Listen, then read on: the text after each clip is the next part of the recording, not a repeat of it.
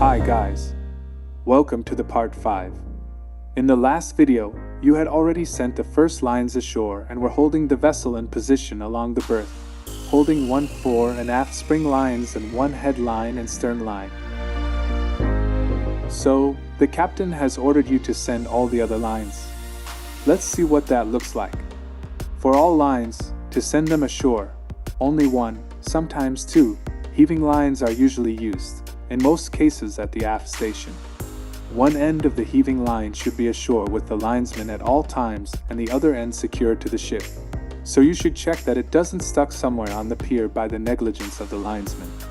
Head lines are usually sent starting from the outer one, because it is the longest one and allows better to hold the ship while mooring, and also it's more convenient to send the other lines with help of heaving line. As an officer, you should communicate with the linesman and show them which bollard the line should be placed on. Avoid placing all lines on one bollard. Usually 2 lines are placed on one bollard. Some lines are head lines, some may look like breast lines. If the linesman place all lines on one bollard, or if there is only one bollard, inform the captain. Spring lines also are usually sent starting from the outer one. There are usually only 2 springs, and they should be put on the same bollard to have the same tension. But if the springs are long enough, it's okay to put them on different bollards too. If you see that the lines are very short or very long, and linesmen don't want to transfer them to another appropriate bollard, inform the captain immediately. Also, check if the lines of your ship are crossing over or under the lines of other ship. They shouldn't touch each other, especially to create some tension. If the lines are put on the same bollard as the lines of another vessel, also report this to the bridge. It is also important to check this during departure, as the lines may get stuck between the lines of other vessels. The progress of securing lines should be reported at all times.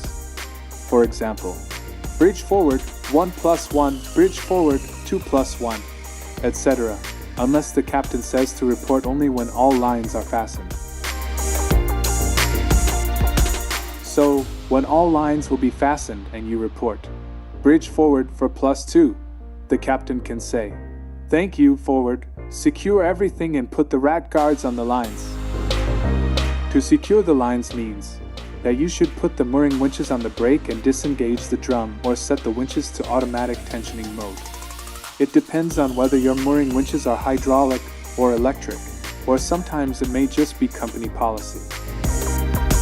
You should check that the lines are properly stowed on the tension drum in one row only and at least 3 or 4 turns. If you have additional lines that are not stowed on the mooring winches, you should avoid securing them to the gypsy head of the mooring winch, but rather put them on the bollard. So, finally the rat guards should be put on each line, and you have to report to the bridge that everything has been done. The captain then asks to cast off the tugs. Sometimes the tugs could be asked to cast off earlier, when the pilot and the captain are sure that their assistance is no longer needed.